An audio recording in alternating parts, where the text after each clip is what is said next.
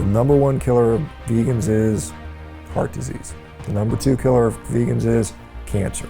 Mental health issues because of veganism. That's going to trigger a lot of people. Well, there is a number of studies that show a very strong relationship, particularly things like depression. Veganism and depression runs very closely. Now, we don't know if it's veganism causing the depression or people that have mental health disorders choosing veganism. There's probably a little of both. The food companies know how to addict people. They study this. They actually have scientists. It's like if you had a heroin addict and they were studying how to make the best heroin that is the most addictive and putting it out there in the population. That's what they're doing with the food. They create this processed food that doesn't satiate us, that's got the cool packaging, it's got the great taste, the crunchiness, the this and the this. And then these things build habits.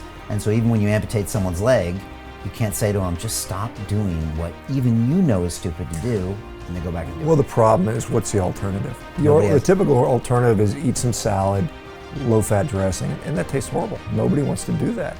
But when you say, hey, have a steak and eggs, there's a lot of people who can get behind that. Brian, I tell, don't listen to me. Don't listen to anybody. Just try it yourself. Just listen to yourself, look in the mirror.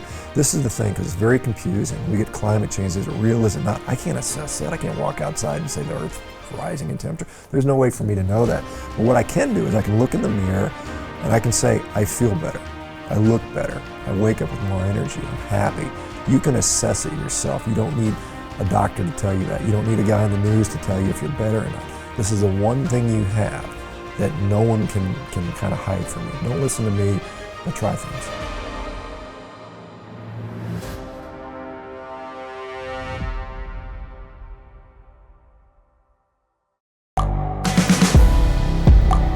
The world is changing.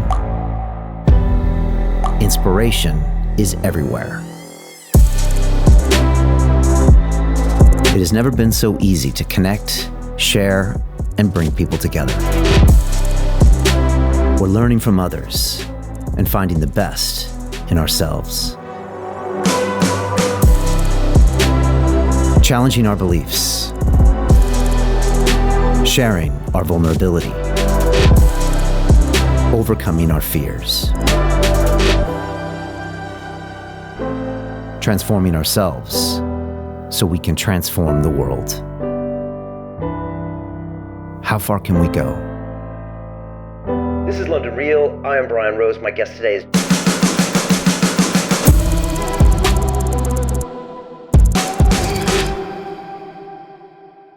This is London Real. I am Brian Rose. My guest today is Dr. Shawn Baker, the best-selling author, international speaker, podcast host, world-class athlete, and former orthopedic surgeon. You are best known as the author of the Carnivore Diet, which popularized the health benefits of a zero-carb, high-protein, meat-only existence that has changed the lives of hundreds of thousands of people around the world, including Joe Rogan and Dr. Jordan Peterson. You have spent much of your life pushing your body to its limits as a record-breaking rower in national strongman competitions, powerlifting tournaments, and competitive rugby. You also served in the U.S. Air Force as an orthopedic trauma specialist in Afghanistan. You believe that animal protein is one of the most powerful tools that can help anyone reach and maintain a healthy body, and that by simplifying our diets, we can all achieve peak physical performance. Shawn, welcome back to London Real. Brian, pleasure to be back. Thank you. Great to have you here. Last time we did this in New York City in 2020 in January, before they were even using the word COVID. Right. It was crazy. We were in Chinatown, and then I came back to London, you went back home, and then the whole world has been a little crazy for the last 2.5 years, right? It has. It's been a fun, I'm saying that facetiously, fun 2 years for sure. It has been fun, very eye-opening, right? We got to learn a lot about ourselves and who is around us. So look, I want to jump into this. I was watching a bunch of your videos recently, and one of them, you were talking about straight out, look, I eat a dozen or 2 dozen eggs per day, 3 to 4 pounds of meat, and that's what you eat. And I'm sure when you tell most people that, they look at you and think, well, how is that possible? And I want to talk about that today and talk about some of the myths and some of the conceptions and misconceptions. Just to remind people, I spent a year as a vegan. I trained for an Ironman competition as a vegan, and I went through the whole thing. I got to be friends with some of the top vegans like John Joseph and Rich Roll. I also had Charles Poliquin come in here during that movie and call them all idiots. It was fascinating at the time, and may he rest in peace, by the way. It was great to have Charles here. And he's like the bad guy in the movie, but later as I went back to meat, I kind of understood what he was talking about. But I've been through that lifestyle. And towards the end of that year, I was just asking myself, am I staying vegan to be dogmatic? Because I have a tendency to do things until they're not worth doing anymore, like drinking and drugs. And I thought, wait a second. And I remember I had some sushi and some red meat a year later, and my body was like, yep, this is where we want to be. So I've been there. I'd love to get your experiences. Where do we start? What are most people's initial reaction when they hear about your lifestyle, your diet? Yeah, well, most people obviously think it's crazy, and I thought it was crazy when I heard about it, 6 years ago when I began this journey. And I think it's because we are so used to a Western culture. This meat-based diet is very common throughout the world. Different parts of the world. We can look at Nilotic African tribes. We can look at circumpolar tribes. We can look at Mongolians. Southern Brazil and Argentina with the gaucho population. So it depends on your perspective as to what's normal. In the United States, a meat-based diet is crazy. In Mongolia, that's Tuesday. It's just normal.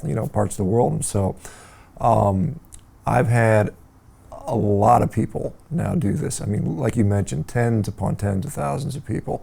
And so now we have more data points that are showing that there is something here, and we are seeing significant improvement. I think, we're seeing this big push towards plant-based. You can't not be aware of this, right? And so what we're ultimately going to see with that is a drive to more and more processed foods. And this is the problem. This is why we see people that go on a whole food plant-based diet. They do see some improvement in their health. The same thing we're happening when we go on a whole food animal-based diet. The same things start to happen. The difference is with a whole food animal-based diet, you don't have the issues with fragility, healing issues, the mental health issues that are often associated. We have several scientific studies that show that plant-based diets are associated with higher rates of mental health disorders, osteoporosis and fractures, poor healing, and then all kinds of different deficiency states, stunting in children. And so we don't have that on a meat-based diet. And so it's been very, very interesting to see. Harvard University has now done a study on the carnivore diet. We've got 2,000 people on the diet. Something like 92% of the diabetics came off their insulin completely. 100% of them came off all other injectable medications, and I think 84% came off all oral medications, which is, there's no other intervention for diabetes that works that powerfully. So we're seeing some really, really neat stuff. So you're saying there's a couple things going on here. If you go full carnivore, almost by definition, you're not eating those processed foods. Right. Whereas most Americans, whether they want to admit it or not, are eating lots of processed foods, right? Whether you're vegan, whether you think you're healthy, whether you're an athlete, you're probably putting a lot of nonsense in your body. Yeah, it's interesting because we're getting this push to, we see these Beyond Meat burgers, these Impossible burgers, these cricket burgers, they want to see bugs now. And basically what they do is they refine these foods and they process them so heavily, they turn them into powders. And you think about it, could we ever have eaten powders in the wild? If you and I went out hunting, foraging around and, out in the UK, we would not come into powder. We wouldn't have a way to turn things into powder. And so the more of these powders we consume, it actually changes the absorption characteristics of the food. And so our microbiome, which normally will actually consume up to 22% of our food, they don't do that when it's powderized because it's bypassed. It doesn't need to have that done. So it's interesting, in the United States in the last 30 years, we've had a dramatic increase in the obesity. I'm here in the UK, I'm glad to see you're not where we are at the United States yet. We're still Is it about noticeable? You're about 20 years behind, I think. I think in 20 years, the UK will catch up to where we are in the United States. You look around London, you're like, wow, there's not so many fat people. Absolutely. It's noticeable. Absolutely. Even in the airports and stuff, Absolutely. It's noticeable. Absolutely. Most of the time when I see fat people here, they're American tourists. Sad to say. But, as we consume more and more of these powders, like I said, in the last 30 years, the data on food consumption in the United States has shown no increase in food consumption. There's no calorie increase in either food availability or calorie consumption, and yet our obesity rates have continued to skyrocket. No calorie increase. No calorie increase, Really? and no change in activity level. Yeah, that's Really? what the data actually shows right now. Now, prior to that, from 1960 to about 1990, we saw about a 300 calorie per day increase. Okay. But since 1990, it's been flat, and obesity rates have continued to climb. And the thought is, because we're consuming these ultra-processed foods, which bypass a lot of the microbiome, we absorb more calories, we also set ourselves up for gut dysbiosis, gut permeability issues, and that drives continued, weight gain. So it's a very interesting dynamic. Wow, that surprises me. I just assumed we were drinking more, sweet drinks, and there was more high fructose corn syrup. We're actually eating a little bit less sugar than we were 15, 20 years ago, surprisingly. Wow. But our caloric consumption has not really gone up at all. But we're heavier, and we're definitely heavier. Yeah. And that's because what you think is the makeup of the food. I think the nature and the quality of the food has changed significantly, so that it's not what we eat. The calories are not what we eat; it's what we actually absorb. Right. And so if we're absorbing more of the calories, we don't have to eat as much to do that. And the nice thing about a meat-based diet is there's a difference between acellular food, these are the powders, and food that's still in its whole form. So when you take a steak, piece of chicken, an egg, or even ground beef, the cells are still intact. But once you put it through that high-level industrial processing, all the cells have been broken down. The energy, particularly with carbohydrates, there's so much more available to us, and so we just basically absorb more calories. What will you eat today? Now you're on the road, you're in London, but what will you eat in the last couple days? So I've been eating, I'm staying at a hotel, I'm staying in Kensington, a little hotel there. They have a breakfast buffet. I eat a dozen eggs for breakfast and a few, rashers of bacon. I have a little bit of cheese and a little bit of salmon. That's my breakfast for the last 3 days. Tonight we're going out to Blacklock Coventry Gardens or something. Yeah. Gonna have some steaks there tonight. So. Okay. And then when you get there, what will you order? I don't know. I have to look at the menu. Okay. But a big steak or a couple steaks? Well, I'll probably get a steak, maybe an appetizer of some sort. Okay. But, yeah. And vegetables or no? No. Fruit? Probably no. So it's protein only. Well, protein and fat. And fat. Fat's important, right? Okay. So that's with cheese and things like that. Right. Or the fat on the meat. Fat on the meat as well. Ribeye steak or something, yeah. And do you prefer red meat over anything else, or do you like to mix it up? I prefer red meat for sure. Okay. Yeah. So if your breakfast buffet had red meat, you would be I would eat a steak if it was there, but it's not. Yeah. But eggs are also important. Yeah. You just feel the need, or you feel better with them, or? Well, I actually feel better on straight meat, to be honest, but I'll include eggs because it's convenient. Okay. Yeah. And you've been doing this now for how long? 6 years. 6 years straight. Mm-hmm. And when you deviate from it, you feel it right away. Right, sure. And you're 55 years old. Correct. And you just won a rowing competition. Well, I just picked up the #1 ranked time in the world on the concept too. Yeah. Right, and that's a sprint, 500 meter sprint. Right. And you're 55 and you're beating Olympians. 20-year-olds. 20-year-olds. Yeah. You're not 45, you're 55. Right, 55. Right, yeah. all right. That's a data point that, it's one data point, but it's something to mention. All right. Well, I'll tell you. Yeah. The #2 guy, the #3 guy, and the #5 guy. Guess what diet they're on? Carnivore. They're all carnivore. Really? Yep. All right, so not only is it a way of decreasing inflammation and just having a better human life, you think it's a diet for peak human performance, potentially? Potentially. I am now, there is a Michigan State decathlete. He's one of the top guys in the country on it. There is a guy who just made the U.S. Olympic wrestling team. He's on it. Several guys in the NFL, several top-level MMA fighters, several athletes from all over the world have done this. Rugby players, jiu-jitsu athletes, so yeah. But Shawn, everyone knows you need carbs. You need glucose, right? Okay. You need glucose. Explain this. So glucose, we clearly need. Our brain needs it. Our red blood cells need it. Parts of our kidney need it. There's certain cells that are absolutely require glucose. The nice thing is the body is designed so we can make plenty of glucose. We have no problem. My glucose is never zero. In fact, sometimes it's quite high, particularly during high-level sprinting and heavy, intense activity. So through something called gluconeogenesis, which is a conversion of amino acids or glycerol from triglycerides, from fat, we can turn that into glucose, all the glucose we need. And in fact, it gives you what you need, so your body makes exactly what you need instead of over-consuming, because that's what we often do when we eat carbohydrates. Carbohydrates, and I don't want to demonize carbohydrates. A lot of people do fine with carbohydrates. I don't think they're evil or anything like that. For some people, they just do better without them. I'm one of those people. And when it comes to certain health conditions, clearly there's a benefit from eliminating them or drastically reducing them. So I find that like my liver, through another process called glycogenolysis, so it breaks down the glycogen, your liver can increase that by 15-fold just with exercise, and I've had no problem. I've gone in there with relatively low blood glucose and pulled off a world-class performance, rowing. And so, all right, world-class athletes can have a meat-only diet and still perform. they have to change their diet around that, or as long as they have enough calories and the time in between? Well, it's, there's a transition period, so it may take several months, maybe up to 6 months for some to fully adapt to that. And then there is, certainly the issue of eating enough, because that's a challenge. A lot of people lose weight on this because it's hard. The problem with meat, the good problem is it's very satiating. The bad problem is very satiating. So if you're trying to maintain a lot of weight, you got to eat a lot, and sometimes that's hard to do. Yeah, you have to almost kind of force feed yourself sometimes, to keep that calorie amount coming right. up.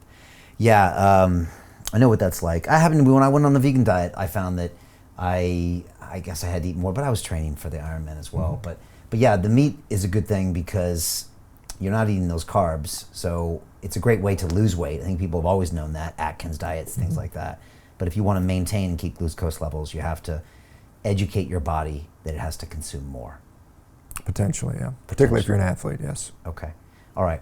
I went to Botswana on safari many years ago, and I remember going out there and I saw the lions and they would eat the gazelles, and I remember thinking to myself later, they didn't have a loaf of bread with that. They didn't have a salad, and clearly these animals have been living for hundreds of years without complex carbohydrates that were farmed and then baked.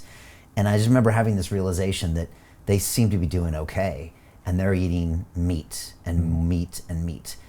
Do you look at this historic perspective sometimes, or at least when you're having debates or when you're considering this? Well, obviously they're different species, right? And so there's that caveat there. But if we look at, the entirety of evolution and all the animals that have ever existed on Earth, something around 80% of them have been carnivorous. That has been the default setting for animal survival.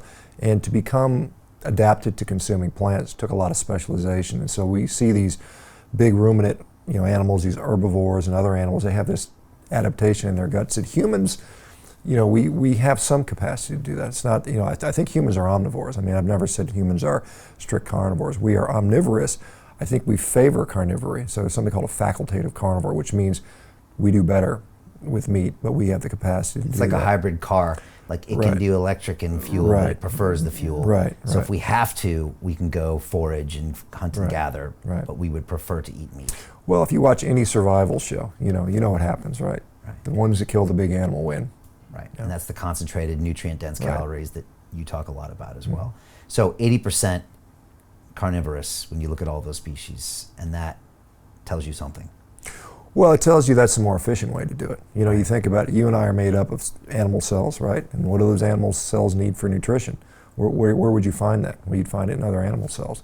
It's very simplistic, but that's all it really needs to be. It's, we require certain things that are in our body, and where we get them from very similar places. Now you can use, I use the analogy, if you're trying to build a brick house, you're going to pick up bricks, right? You're not going to start with pieces of 2x4, right? So there is, the right tools for the job.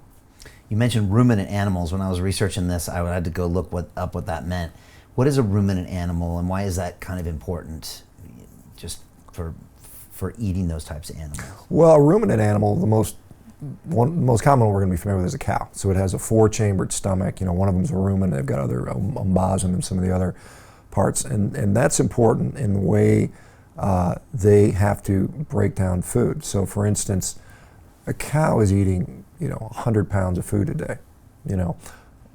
Probably more probably appropriate for what we're talking about. If we look at a gorilla, a lot of people talk about gorillas and how big and strong they are. And a gorilla's about 300 pounds, right? I'm 250 pounds, so slightly bigger than me. I eat 4 pounds of food a day. A gorilla has to eat 50 to 60 pounds of food a day because they're that inefficient.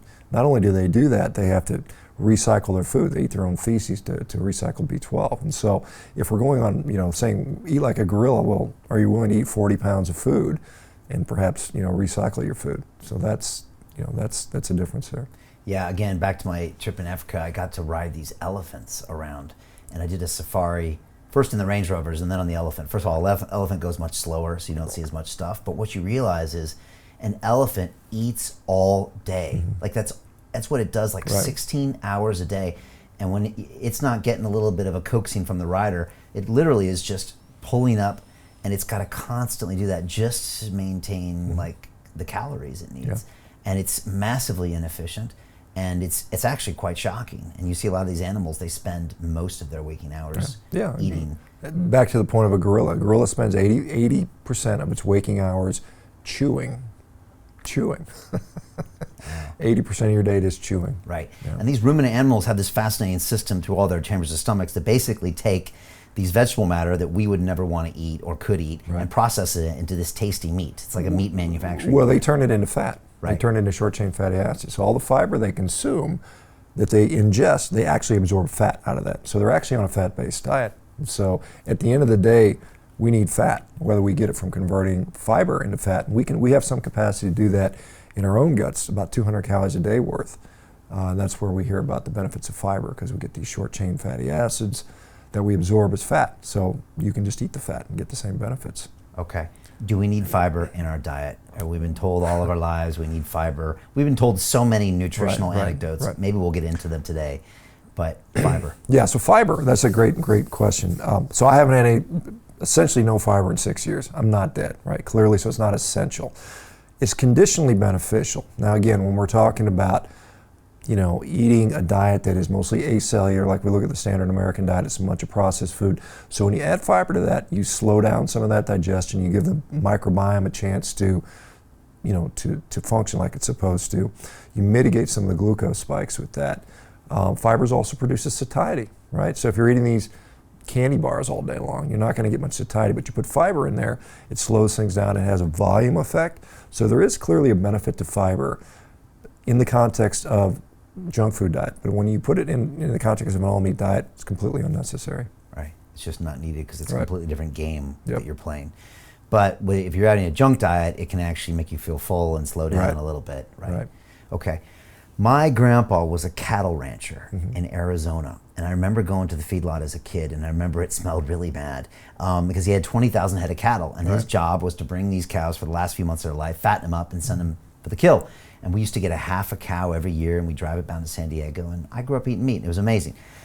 Then the whole cholesterol scare happened, I think in the 80s when I grew up, and my mom actually was feeding me non-fat milk, so I grew up on skim milk because fat was bad. And then there was eggs and cholesterol and this whole thing that was, 80s and 90s, and became this whole concept that now maybe we're starting to question. And I was just wondering, what do we know and not know about some of those factors? Well, first of all, dietary cholesterol doesn't seem to have an impact on serum cholesterol. Saturated fat does in some people, not everybody. So there's a lot of people going on a meat-based diet, they see no change in their cholesterol. Some of them do see a pretty significant rise. And so when we're measuring cholesterol, the problem is things like LDL cholesterol, the so-called bad LDL, is not particularly accurate. That's been shown to be kind of a weak marker. Now there's something called ApoB, which is a little bit more accurate. These are the actual particles which cholesterol is contained within. And when those go up, your risk goes up. However, that's assuming all things are equal. So all things considered, if your ApoB level goes up, your risk for heart disease has gone up. Now what also happens is a lot of the risk factors come down. And so we know that things like diabetes, for instance, diabetes is probably the biggest driver of heart disease. And so if you get better glycemic control, and that's what happens on a meat-based diet, we have people coming off their diabetes meds, their blood glucose completely normalizes. That goes down. We see inflammation drop dramatically. We see things like our triglyceride levels go down, our HDL goes up. So many risk factors for heart disease go down significantly. One factor sometimes go up, called ApoB or LDL cholesterol. Do they cancel out? That's a question we don't know the answer. Now, we've got a lot of early information on people they've had vascular imaging after doing this diet for 3 years, 5 years, 10 years. The vessels seem to be very clear. So, like for instance, mine, when I had my heart scan done, it was completely clear. My coronary artery calcium scan, complete zero after several years on the diet. Because the theory is that when your cholesterol goes up, that starts clogging, your blood, and will build up in your heart, and that leads to the heart disease. That was always the narrative. Right? That's still in the mainstream cardiology will still make that argument. Now the question is, can it go up and your risk go down? And the answer is probably yes. Now, if everything stays the same and it goes up, then you've increased your risk. But we see a lot of mitigating factors that probably, don't know for sure. There's some studies in progress right now that'll help us answer that question. Okay, which I guess gets to my next point, which is kind of around the food industry. So again, we got sold this no-fat narrative, these low fats, that then these foods started becoming high in sugar, low in fat, and again, we started morphing into all these processed foods, and we found out at the end of it, via some studies, that a lot of these companies weren't even being truthful about some of these things, and the sugar content went up, and we found that very possibly we were eating the wrong things. What happened there, and has that narrative changed? Do most people nowadays not believe that fat is necessarily bad for you?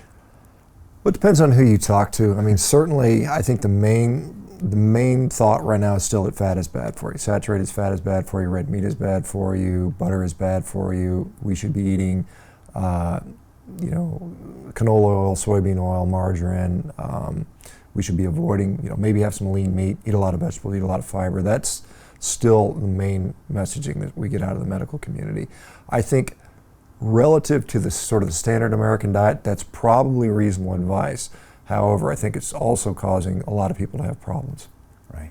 Okay. So if you're on the McDonald's diet, that might be a better transition.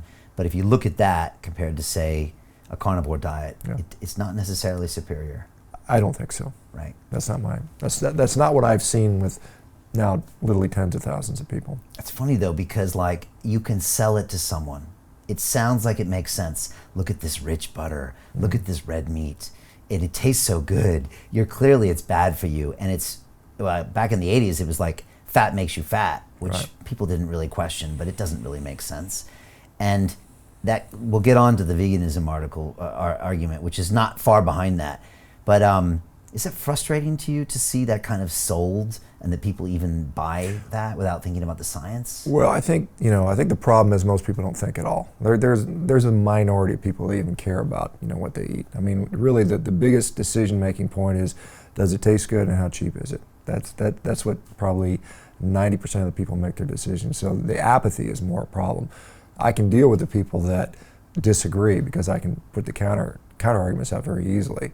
Because they're thinking about it. Right, they're at least thinking about it. But when you have most people that could care less, as an orthopedic surgeon, I've literally cut people's legs off and they refuse to change their diet. And it's clearly because of their diet and they still won't do it. And so we do have some issues with, very significant issues with addictions. The food companies know how to addict people. They study this. They actually have scientists. It's like if you had a heroin addict and they were studying how to make the best heroin that is the most addictive and putting it out there in the population. That's what they're doing with the food.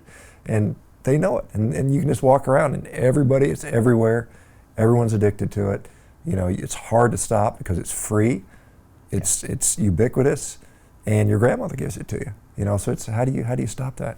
Your grandmother gives it to you. What do you mean? Well, she's making you the goodie little cookies and cakes and all this stuff. You get a reward for being a good kid, right? Right.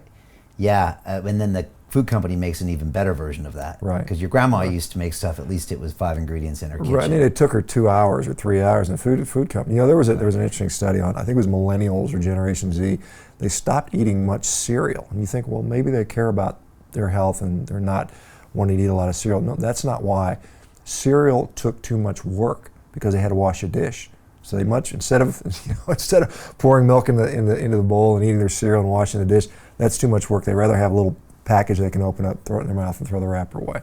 That's how lazy we've gotten with regards to preparing our food. Right, we've gotten super lazy. And so we should be questioning the kind of foods we're eating. I remember I had somebody come over to my house a few years ago and they brought candy for my kids and they're like, here's some candy. And I was just like, what are you doing? They're like, oh, it's nice to give kids candy and buy them ice cream. I'm like, why don't you just punch them in the face? Like, seriously, that's what you're doing to them if you think about it that way. But I guess we've got this whole history of conditioning. Well, it's tough with a parent because you always you feel like I don't want my kid to live as like a monk or something like that. So there's always this, well, a little's never going to kill them. The problem is, it's their birthday every day. I mean, there's every day at school that's somebody's birthday or a pizza party or holiday. It just never ends. And so birthday cakes were meant to be eaten once a year. We eat it every day for breakfast now. Yeah, in the forms of our cereals. Right, sure. So just to finish up with the food industry, it's a bit like our mobile phone industries. They're some of the best at creating addictions, right? Mm-hmm. But they create this processed food that doesn't satiate us, that's got the cool packaging, it's got the great taste, the crunchiness, the this and the this, and it gets you addicted to, like I said, the look, the packaging, the feel, the marketing message, kind of like the Marlboro Man, but probably for food. Mm-hmm. And then people just, without thinking it subconsciously, they're saying, this makes me feel better, so I'm going to grab it. In a day where I'm stressed and my phone's beeping and there's some politician on the thing, that they just go for it, right? And they ended up, and then these things build habits. And so even when you amputate someone's leg, you can't say to them, just stop doing what even you know is stupid to do, and they go back and do it. Well, the problem is, what's the alternative? I mean, what's the Nobody typical alternative is eat some salad, low-fat dressing, and that tastes horrible. Nobody wants to do that. But when you say, hey, have a steak and eggs, so a lot of people can get behind that because it's viscerally and primally satisfying. You know when you're really, really hungry and you eat a nice steak, it's like, I'm actually nourished. Whereas you eat some of this, a cupcake, you eat it, it tastes good, but you don't get that profound sense of nourishment.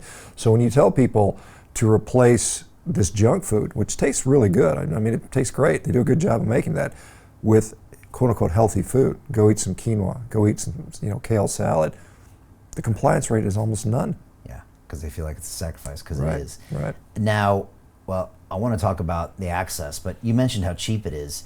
I mean, it's crazy. I mean, if you want to see what the long con is, you go look at how cheap junk food is in the supermarket. It's like, it looks like it's priced below cost. And I know some of this stuff is, because a McDonald's hamburger is technically priced below cost. Yeah. If you look at all the supplements, the damage to the this and the this and this, they say like a Big Mac should cost $8. You shouldn't be eating it anyways. But I mean, a lot of these things are priced to create an addiction. What does the drug dealer say on the corner? First one's free. Right? Is that what's happening? There's just super cheap foods that are easy. Yeah, I mean, if you live in poverty, you are automatically, going to have health issues, just because that's what you can afford. And that food is, very, very cheap. When you're a poor mom making decisions for the house, and you've got $100 to spend for the week, you get 3 bags of chips for $4. That's the decision you're going to make. And so, sugary cereal, sugary cereals, Coke, yeah. And then that's. Yeah, I mean, we look at, I think something like 60% of the calories we consume in the United States are a combination of sugar, refined grain, and some sort of oil. I mean, that's about 60% of our calories. It's amazing. Vegan.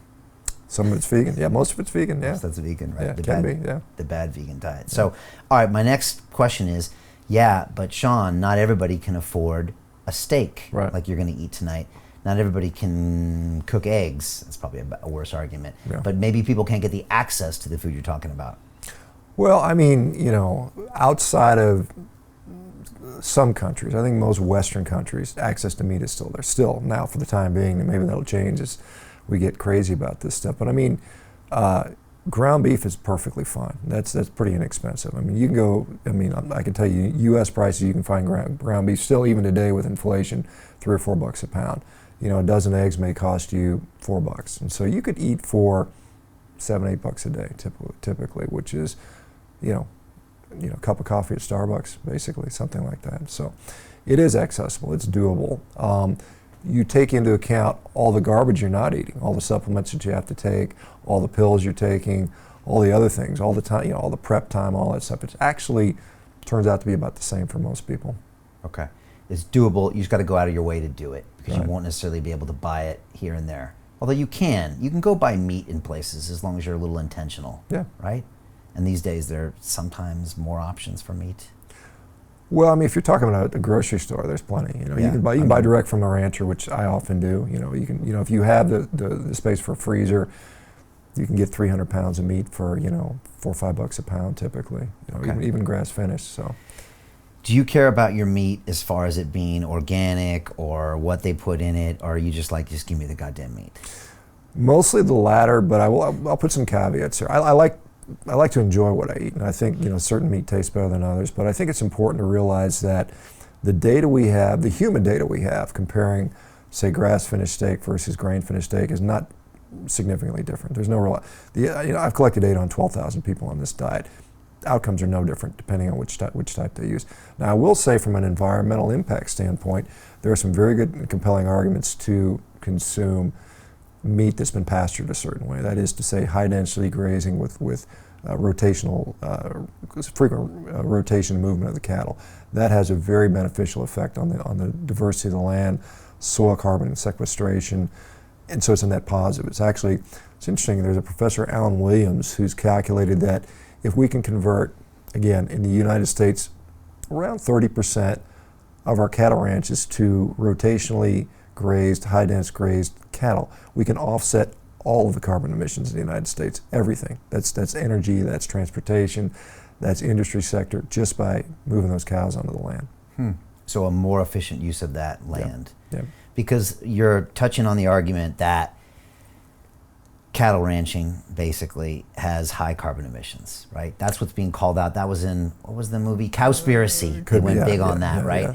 And they went heavy on it's hurting the environment, which is just another thing for the vegans or certain people to talk about. So let's talk about that. Yeah, so if we look at what's currently being claimed. So right now, based on a 2006 study called Livestock's Long Shadow, they calculated that cattle emit 18% of worldwide greenhouse gases. Now they corrected that number down to 14.5 because of a guy named Frank Mittlaner who's out of UC Davis, and he said, hey, look, you're doing a life cycle assessment. You're not measuring direct emissions, and so they correct that number down, but the true number is 5%. So 5% of worldwide emissions are coming from livestock in general, cattle making up about 60% of that. They didn't, and they said 14% comes from the transportation industry and 14% come from cows. The transportation industry, they didn't do life cycle emissions. They just looked at the tailpipe. So if they would compare tailpipe emissions from a car versus burps from a cow, it would be 14% for the car, 5% for the cows. But since they didn't do that, it's an apples to oranges comparison. Now the other thing that's important about that is the 14% is a worldwide global number. And so I live in the United States, you live in the UK. In the United States, cows are responsible for 2% of our greenhouse gas emissions because we have so much other emissions. Now, if you're in Botswana, right, cows are producing a lot because there's nothing else there. There's nothing to compete with. So using worldwide numbers to dictate policy in the UK and the United States, this doesn't make sense. If every single person in the United States went vegan and we got rid of all the cows, we slaughtered all the cows and all the chickens and all the pigs and all the sheep and all the cats and dogs, the worldwide difference in greenhouse gas emissions would be less than 1%. That's every single American giving that up. So is it worth it? Clearly not. And what would the negative impacts be? Nutrient deficiencies for many people. You would have to consume more calories. So we would have to produce more calories. More monocropping, which is degradative to the land, so it's destroying the soil. So it's not a solution. Veganism, worldwide veganism, will never work. That's interesting.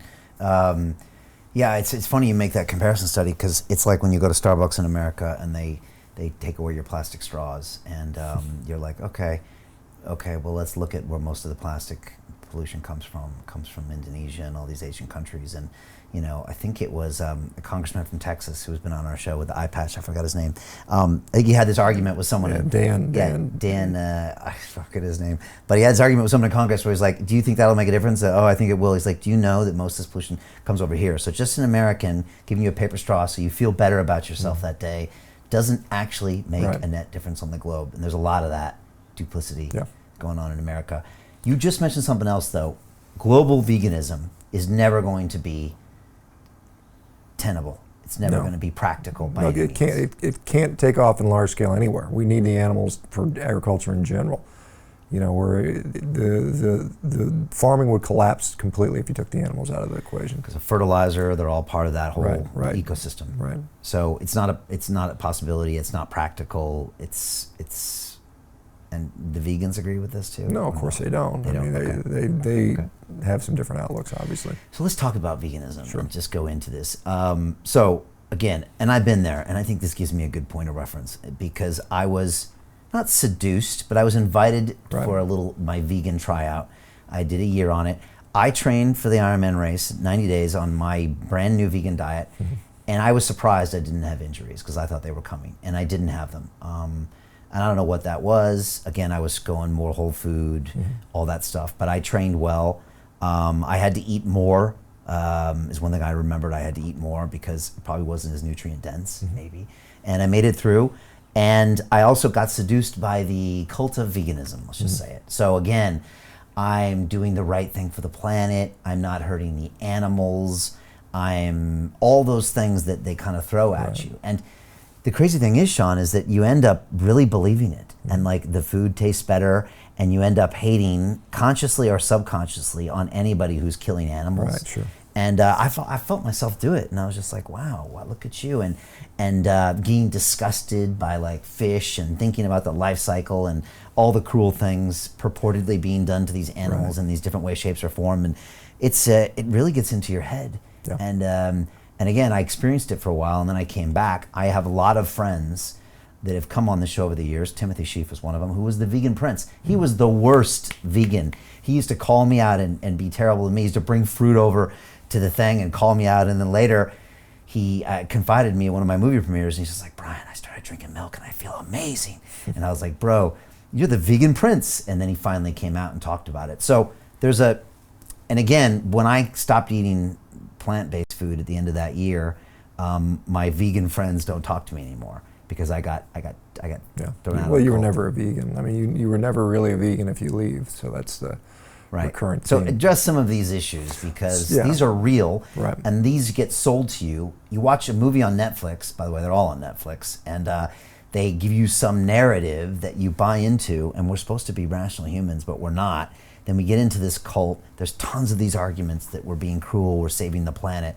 But like at the end of the day, none of them really have that much weight. But people buy into it. Yeah, I mean, they make some very compelling emotional arguments. And I think this... Game Changers was the movie, right? Which Sure. is pretty a bullshit movie. But. Well, I mean, if you follow all the athletes in Game Changers, almost every one of them quit and got injured, within a few years of that And movie. they were never high-level athletes anyway. Well, some of them were okay, but I mean, there were some Olympians in there, to be fair, but most of them, the Olympic lifter hurt his elbow immediately after his worst performance of his career in the Olympics. Even though he went to the Olympics, he'd already set that base up as a meat eater 2 Olympics prior, and then went vegan, still made the Olympic team, but saw a dramatic